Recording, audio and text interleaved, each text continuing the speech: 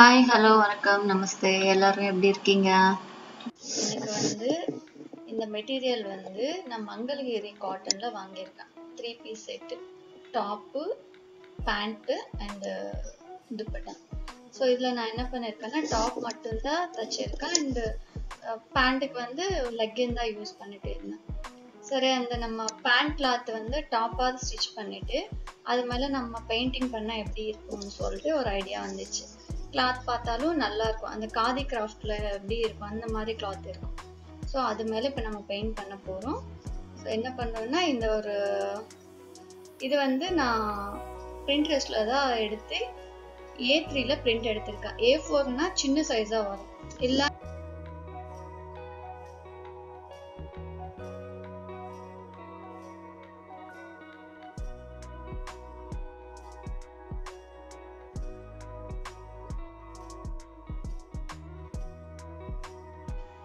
So இப்போ எப்படி வரும்னு சொல்லி பாருங்க. ஃபைனலாக ஒரு நம்மளுக்கு என்ன தேவையோ அந்த மாதிரி ஒரு பேட்டர்ன் வந்ததுக்கு அப்புறமா இது வந்து ட்ரெஸ் மேலே காப்பி பண்ணணும். நிறைய பேர் நினச்சிக்கலாம் நம்ம பிரிண்டர்ஸ்லேருந்து டைரெக்டாக இது மேலே கிளாத் மேலேயே காப்பி பண்ணிக்கலாமே அப்படின்னு சொல்லி. எனக்கு இது கம்ஃபர்டபுளாக இருந்தது. ஸோ நான் என்ன ஃபாலோ பண்ணணும்னு சொல்லி தான் இந்த வீடியோவில் நான் காமிச்சிட்டு இருக்கேன்.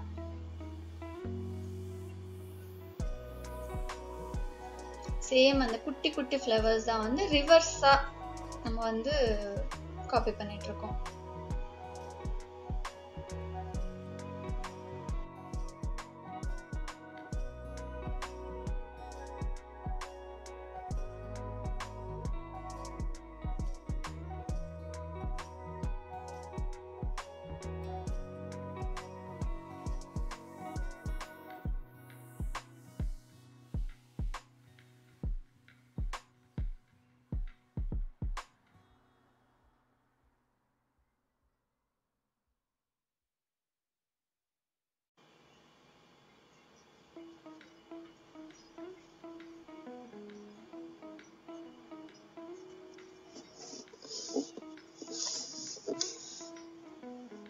ஸோ ரிவர்ஸாக காப்பி பண்ணதுக்கப்புறம் இப்படி இருக்கும். ஒரு ஃப்ளவர் அந்த பக்கம், இன்னொரு ஃப்ளவர் இந்த பக்கம். ஸோ ஃபைனலாக இந்த டிசைன் தான் நம்ம வந்து ட்ரெஸ் மேலே காப்பி பண்ண போகிறோம்.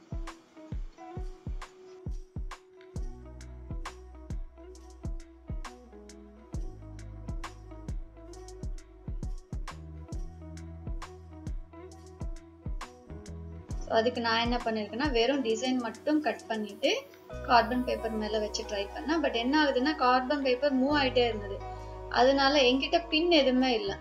ஸோ அதுக்கு நான் என்ன பண்ணேன்னா என்கிட்ட இந்த க்ளூ ட்ராப்ஸ் தான் இருந்தது. சரி, நம்ம ஒட்டினா வந்து மூவ் ஆகாது டிசைன் சொல்லிட்டு பேப்பரும் ப்ளஸ் கார்பன் பேப்பரும் ரெண்டும் சேர்த்துட்டு இந்த க்ளூ டாட் வச்சு ஒட்டிட்டோம்னா அது ரெண்டுமே மூவ் ஆகாது. கார்பன் பேப்பர் மூவ் ஆகாது, டிசைன் பேப்பரும் மூவ் ஆகாது.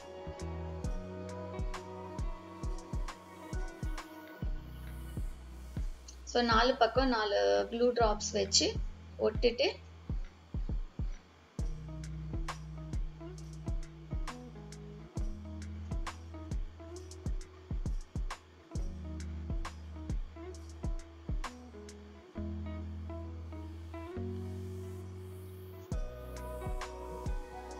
கரெக்டாக சென்டரில் வர மாதிரி வச்சுக்கணும். கிராஸ் எதுவுமே இல்லாமல் சென்டரில் வர மாதிரி வச்சுட்டு சேம் அப்படியே காப்பி பேஸ்ட் பண்ணணும். ஸோ மேலே ஜிப் இருந்ததுனால ட்ரெஸ் பேக் சைடு எனக்கு சரியாக வரல. ஸோ அதனால நான் என்ன பண்ணேன்னா பிரிண்ட் ஆனதுக்கு அப்புறமா திருப்பி அகைன் பென்சில் வச்சுட்டு எங்கெங்கே மிஸ் ஆகிருக்கோ அந்த இடத்துல வந்து நான் கையில் ட்ரா பண்ணியிருக்கேன்.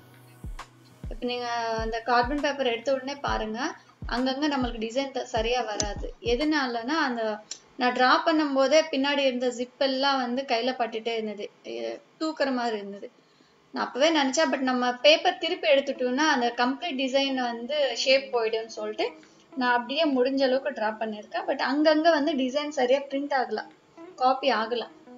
ஆகாத இடத்துல நான் பென்சில் வச்சு ட்ரா பண்ணிட்டேன். இப்போ பாருங்கள், எடுத்த உடனே அங்கங்கே காப்பி ஆயிருக்காது.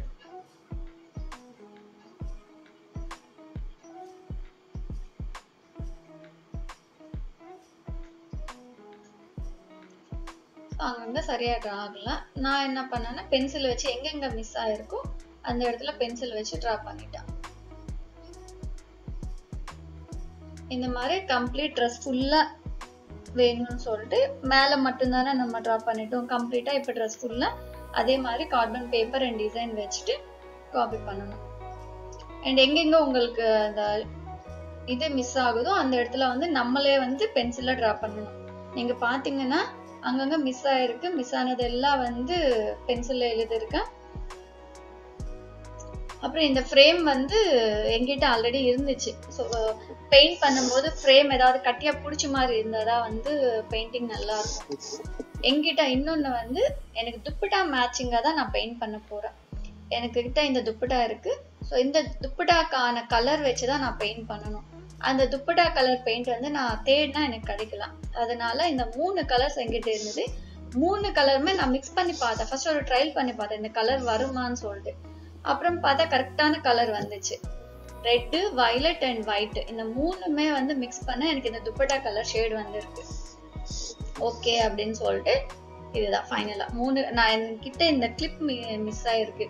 3 கலருமே போட்டு எடுக்கிற கிளிப் மிஸ் ஆயிருக்கு. இந்த 3 கலர்ஸ் யூஸ் பண்ணி மிக்ஸ் பண்ணா இந்த துப்பட்டா கலர் எனக்கு வந்திருக்கு.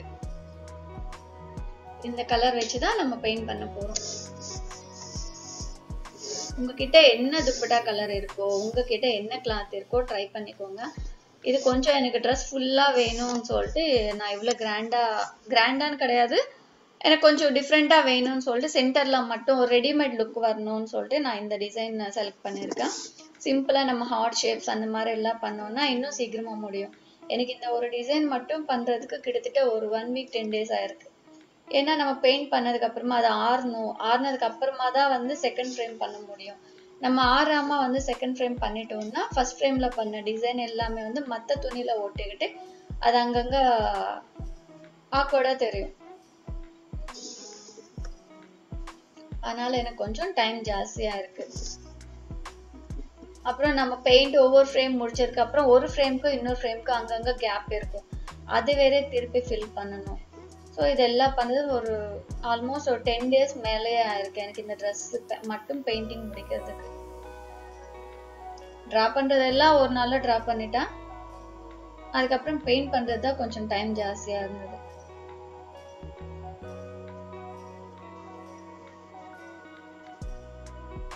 இப்ப எல்லாம் டிஃப்ரெண்ட் டிசைன்ஸ் எல்லாம் நம்மளுக்கு பிரிண்டர்ஸ்லயே கிடைக்குது.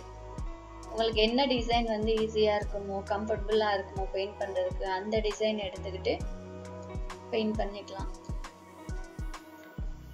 இப்போ வந்து ஒரே ட்ரெஸ் மெட்டீரியல்ல 2 செட் ஆஃப் ட்ரெஸ்ஸஸ் வந்த மாதிரி இருக்கு.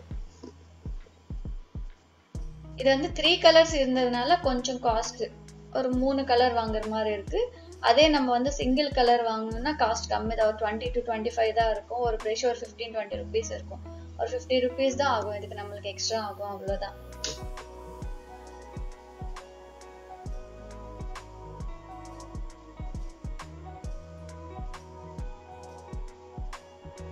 ஒரு ஃப்ரேம் பண்றதுக்கு ஒரு 10 to 15 minutes ஆகுங்க, அவ்வளவுதான். சின்ன ஃப்ரேமா இருந்ததா ஒரு 15 minutesல எனக்கு முடிஞ்சிருக்கு. நம்ம வீட்டு வேலை செஞ்சுக்கிட்டே மிடில் ஒரு 15 minutes மட்டும் அதுக்கு ஸ்பெண்ட் பண்ணோம் அப்படின்னா பண்ணிட்டு அதுக்கப்புறம் அங்கே கொஞ்சம் ஒரு சைடில் வச்சோன்னா அது பாட்டு அது ஆறிட்டே இருக்கும். நம்ம வேலை பண்ணிக்கலாம். காலையில் ஒரு ஃப்ரேம் அண்ட் ஈவினிங் ஒரு ஃப்ரேம் பண்ணிட்டோம்னாவே போதும்.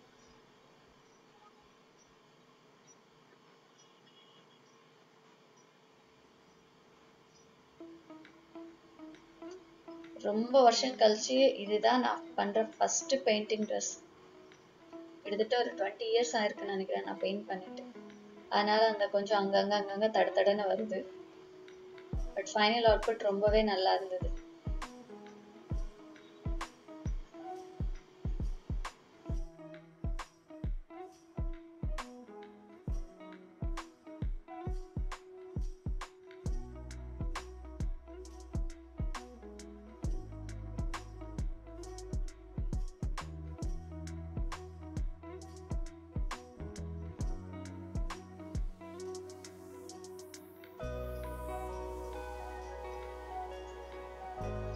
ஸோ இதெல்லாம் ஃப்ரேம்ஸ் எல்லாம் முடிஞ்சதுக்கப்புறம் எப்படி இருக்கு.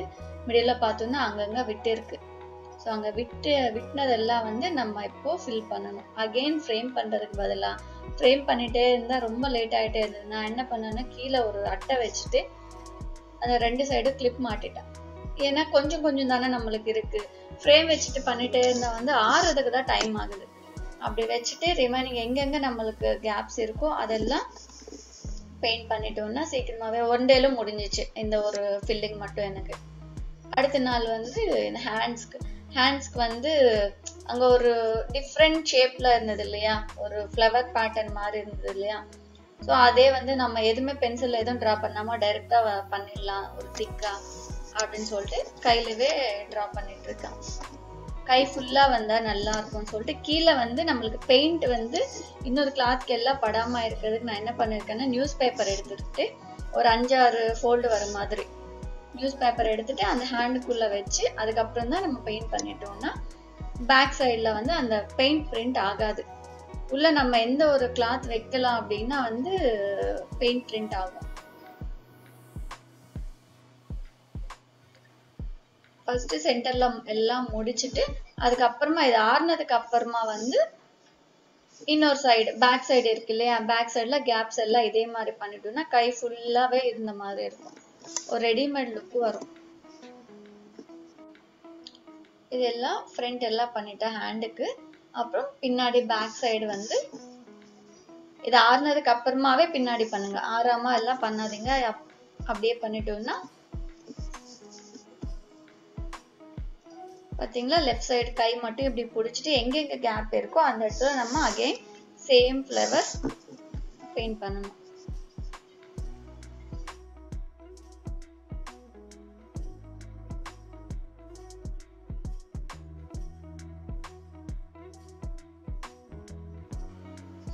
அப்படியே நம்ம கை ஃபுல்லா சேம் பேட்டர்ன்ஸ் பண்ணணும். ஸோ ஃபைனல் அவுட்புட் இப்படி இருக்கு. நான் நெக்குக்கு என்ன பண்ணிருக்கேன்னா ஒரு சின்ன ஒரு லைன் மாதிரி டிரா பண்ணிருக்கேன். நெக்குக்கு எதுவுமே இல்லாம ஒரு மிஸ்ஸிங் மாதிரி இருந்தது, அதனால நெக்குக்கு மட்டும் ஒரு லைன் மாதிரி போட்டிருக்கேன். ஸோ ஃபைனலா இதுதான். ஒரு பேண்ட் கிளாத்ல கூட நம்ம வந்து பியூர் காட்டனா இருந்தா நீட்டா ஒரு ட்ரெஸ் ரெடி ஆயிடும்.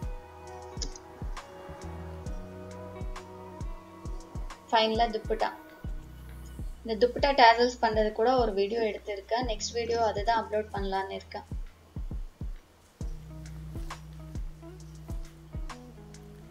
ஸோ இந்த வீடியோ உங்களுக்கு பிடிச்சிருந்தா லைக் பண்ணுங்கள், ஷேர் பண்ணுங்கள், கமெண்ட் பண்ணுங்கள், மறக்காமல் சப்ஸ்கிரைப் பண்ணுங்கள்.